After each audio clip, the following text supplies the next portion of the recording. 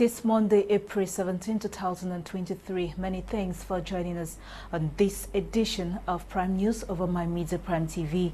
I am Eileen for presentation. Some 3 orphanages in the city of Douala have benefited from the goodwill gesture of a non-governmental organization, Nouvelle Femme Dynamique Africaine. This was during their outreach program, which took place on Saturday, April 15, 2023. Naivona covered that event for Prime News. The gifts comprised of over 17 bags of rice, 10 pallets of juice, 3 cartons of savon, a carton of spaghetti and a carton of medicine, 3 buckets of chocolate and over 70 pairs of male and female shoes of all sizes, just to name a few. These items were donated to some 3 orphanages in the city of Douala by the non-governmental organization La Nouvelle Femme Dynamique Africaine during their outreach program, which took place on Saturday, April 15, 2023. Every 3 months, we go to the field to give food to children in orphanages and ensure that they are well catered for. You know, it's not because their parents are no more that when sacrifices towards us, and we pray that may God richly bless you.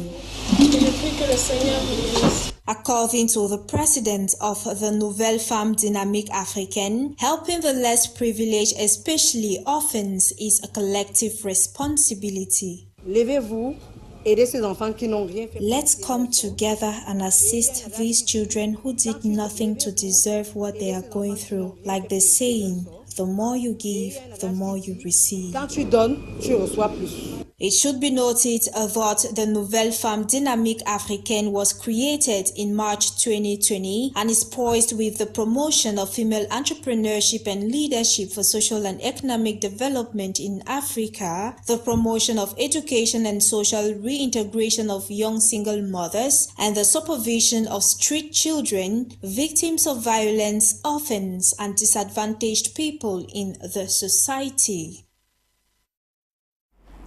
Exactly 1 month after the Boya flash floods that killed 3 persons, injuring several others, a student of Baptist High School, Boya, has lost his life to floods.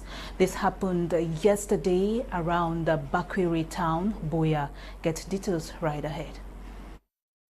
Nathaniel Ayoli Monjimba, a Form 1 student of Baptist High School, Boya, will no longer be seen by neither his parents, friends, nor classmates. Nathaniel is another victim of heavy floods in Boya, chief town of the southwest region of Cameroon. The little boy was reportedly swept away by floods on Sunday morning, April 16, 2023, just after school resumption for the 3rd and last semester of the 2022-2023 school year. According to Nathaniel Ayoli's classmates, they were playing football in the rain that fateful Sunday when the ball went towards the running water, and unfortunately, Nathaniel went after the ball and was carried away by the flood. A statement confirmed by the principal of BHS Boya. His classmates could be spotted searching for him. You can see in Bakwiri town now, but water to carry the child from Baptiste. They are looking for the child inside the water in Bakwiri town. Still looking for the child that the water carried from Baptiste right down here. They have not seen him inside the water. They are still looking for him in the water. The principal added that law enforcement officers were involved in the search for the victim, and after several hours, the mortal remains of Nathaniel Ayoli Monjimba was only found at night at about 12:40 a.m. It is worth highlighting that this sad incident is happening exactly 1 month after torrential rains in Boya on the 18th of March 2023 led to flash floods and mudslides from Mount Cameroon, killing 3 persons, injuring several others, and destroying many homes in Boya town. Away from that sorrowful incident, the Cameroon International Film Festival is scheduled to start on April 24, 2023. Organizers say the week-long event comes with innovations as it is an avenue to showcase talent and impact knowledge. Emmanuel C. tells us more. Celebrated every year in Boya since its conception in 2016, the Cameroon International Film Festival (CAMIF) has for these years embarked on impacting knowledge to students and young movie aspirants, as well as showcasing the culture and heritage of Cameroon. During a press conference in Boya yesterday, Agbo Gilbert Ebot, founder of this festival, noted that students are invited to attend and gain knowledge in their workshops, which will harbor seasoned tutors in the film industry. Everybody to come and attend CAMIF, particularly we are inviting the students of the University. It is important that they come and get some experience practically in the thing of filmmaking. CAMIF is an initiative that was birthed to encourage young people. The week-long event, organizers note, will welcome over 63 movies from 33 countries with lots of prizes to be shared. They also mentioned some of the innovations for this year's edition. From the rest of the world, we are bringing people from countries that were never present, like Botswana. We have a huge delegation coming from Botswana. The Cameroon International Film Festival, which is in its 7th year, will welcome national and international actors and visitors into the city of Boya. The CEO and founder of CAMIF called on the population of Boya to embrace this event, which has come to stay. On a sad note, 16 persons, including a Cameroonian lady and 6 Senegalese nationals, amongst others, have died in a fire outbreak which occurred in a residential building in the Al Ras neighborhood in Dubai, United Arab Emirates. Quinta Fon has details. The fire, which broke out on the afternoon of Saturday, April 15, 2023, at the Al Ras neighborhood, said to be one of the oldest parts of Dubai and home to many migrant workers, took the life of a Cameroonian lady identified as Nikki Nicole, chef at a popular restaurant, while 9 others have been seriously injured. According to sources, Nikki Nicole, who was asleep when the fire broke out, fell from the 4th floor in an attempt to walk through the window and save herself. News of her sudden demise has left many Cameroonians in tears, as she was described as a community builder who never failed to assist when need be. It is said the 16 people who died include 1 Cameroonian, 6 Sudanese nationals, 3 Pakistani cousins, 4 Indians, 1 Jordanian and 1 Egyptian. The Dubai Civil Defense Force said preliminary investigation showed lack of compliance with building security and safety requirements caused the fire. After the incident, social workers, friends and family of people who died in the building have identified bodies and necessary paperwork ongoing. Dubai Civil Defense has further revealed that investigation into the deadly blaze is underway. Let's now talk education. Over 50 students who graduated from the London Institute of Infotech and Professional Training over the weekend have been encouraged to use the knowledge to gain to impact the job market. The graduation ceremony took place on Saturday, April 15, 2023, in the presence of some higher education authorities. Julian Damby was a part of that ceremony and now files in the following report. It was a joyful moment for students, parents and the administration of London Institute of Infotech and Professional Training as they graduated over 50 students who have successfully completed their studies at the higher learning institution. The institute has been existing since 1998, and I must tell you that we have had tremendous success. We have 4 gold medalists and 3 top paper awards from our British examination bodies. And so today we were celebrating and awarding excellence to our students who have completed their course of studies with us for the past 2 to 3 years. The ceremony, which took place on Saturday, April 15, 2023 in Douala, was graced with the presence of the regional delegate for employment and vocational training, who encouraged the graduates to use the knowledge gained during the course of their training to good use by becoming job creators themselves. Je voudrais donc déjà féliciter ces jeunes parce qu'ils ont atteint le premier objectif. Et le second objectif que je voulais leur transmettre, c'est qu'ils doivent aller se battre maintenant sur le marché de l'emploi pour s'insérer. L'essentiel n'est pas d'avoir le diplôme, mais de pouvoir exploiter ce diplôme pour s'insérer sur le marché de l'emploi et pour avoir un boulot. Et c'est ce message que je voulais transmettre à ces jeunes qui ont reçu leur passion ce jour. Also called the Badge of Centuries and Fulfillment, the graduates expressed with joy their journey with the institution, though not void of challenges. The experience was wonderful but not actually easy because our curriculum or study guide is designed in the UK and we use it here in Cameroon. Their standards are different and their expectations are different as well. So just to come under the association of business managers and administrators is not an easy thing to do. We have learned so much and we are graduating today from this institution with a lot of knowledge to go and impact back in our communities. I did community development and I'm a teacher by profession, but yet I took upon myself to come back to school and to study, and I'm not regretting it at all. In a country where graduates often face difficulties in obtaining jobs after school, the administration of London Institute say they have armed their students with the right skills to face the job market.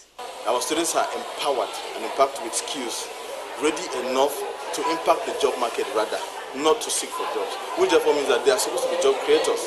They are coming out with skills that they need, that with little that they have, they can be able to start up something.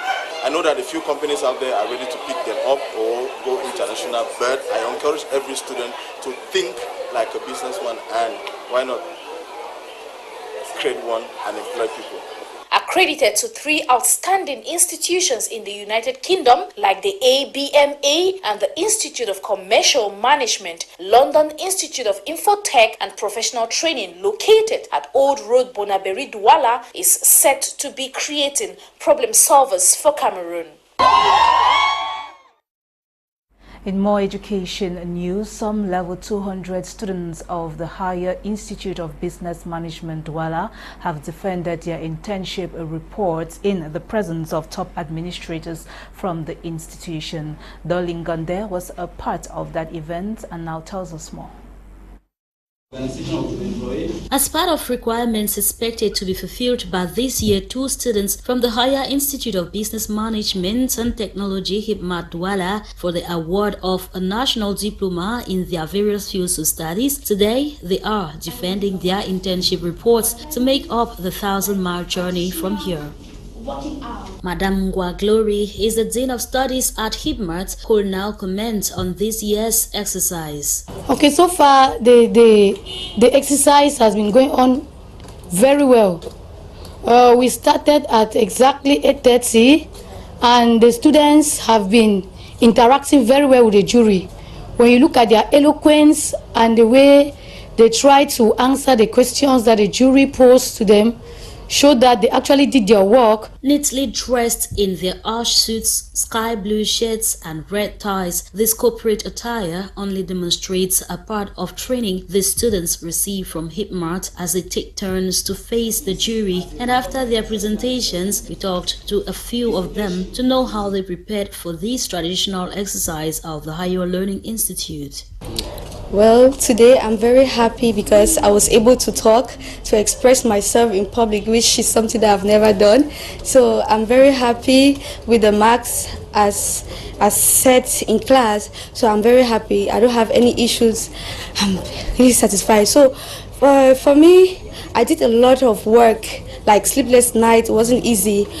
From the internship to collect data wasn't an easy thing, but I tried my best. At the beginning, it was very stressful. I was stressed up, but after like a minute, I regained myself and I was able to give out my possible best. I had a grade of very good, and I'm happy for that. Meanwhile, talking further to Mr. Aben Dixon Dembe, who doubles as a member of jury and also the head of the Human Resource Management Department, the performance, he says, is laudable. The performance is very good, and like other years, we always make a recommendation that these students of HIPMA, they are special students, and we expect that in their end-of-year exam, they are going to score 100%, most of the specialties as they have been doing. And after long hours of intense scrutiny by the members of jury, the students, by the end of their respective passages, are still expected to continue studying hard as they prepare to sit the higher national diploma examinations coming up soon. Let's now talk health. World Hemophilia Day is observed every April 17 with the aim of raising awareness regarding the genetic bleeding disorder, where bruises, injuries and small cuts pose as risk factors for severe life-threatening health conditions, including excessive bleeding. Bokengo Kemia Worthy has details in the following report. Being a genetic blood disorder, hemophilia occurs when blood can't clot normally, causing excessive bleeding, both internally and externally, especially after an injury. Triggered by low supply of proteins that function as blood clotting factors, which help to reduce bleeding in one's body, experts say the genetic health condition can affect every part of the body, especially the joints. According to data from the Centers for Disease Control and Prevention, persons suffering from hemophilia are at higher risk of developing severe and life-threatening health conditions like chronic joint disease, chronic pain, seizures, paralysis, brain damage, heart disease, chronic renal disease, kidney bleeding, HIV infection, and more. Though the disease is claimed to be a genetic condition, persons who are overweight or obese have an increased chance of experiencing the disease in its severe form. With more than 1.1 million sufferers globally and the disease having no cure, it is important for sufferers to get vaccinated for underlying health conditions that may predispose them for suffering from the disease, together with making regular checkup at the hospital a priority, bearing in mind that if bleeding is not managed in time, death may occur. On to sports now. Matches counting for day 20 at the Cameroon Top Flight Championship were played over the weekend on various stadia across the national territory. Results produced have been compiled by Eyong Magdela Bisong. Take a listen. Sport of Garoua are back to winning ways in the MTN Elite One Championship following a 4-1 win over UMS of Loom in a top match of the league staged at the Rumde Aja Stadium on Sunday. Former FC Nantes forward Aziz Bassane scored a brace and a goal from Triumphe Kokolo, and Frank Nyobe gave the Cottonites all 3 points, causing UMS's biggest defeat of the season. The win take Cotton Sport to 30 points from 18 games played, 2 points away from now group leaders Canon Sportive of Yaoundé with 2 games to go. Cotton Sport will face relegation threatened PWD of Bamenda and Stade Renard of Melon in their final 2 games as Cotton Sport scrambles their way into the playoffs through revival under new coach Jean-Baptiste Bisek.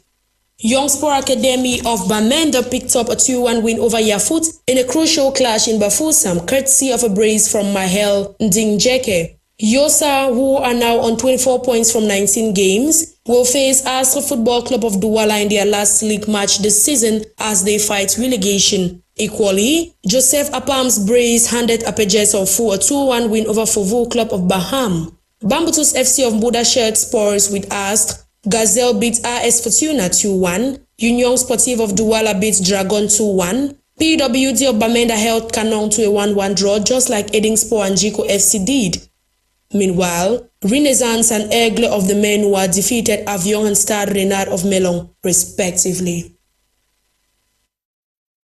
Many thanks, Eyong Magdela, for that report. That concludes today's edition of Prime News over My Media Prime TV. I have been Sama Eileen for presentation, thanking you all for your immense attention. The news was compiled by Editor-in-Chief Faith Tata, and production assistants came in from Nolinga Eli, Ewane, and Desmond Akeba. Have a blessed evening. Bye for now.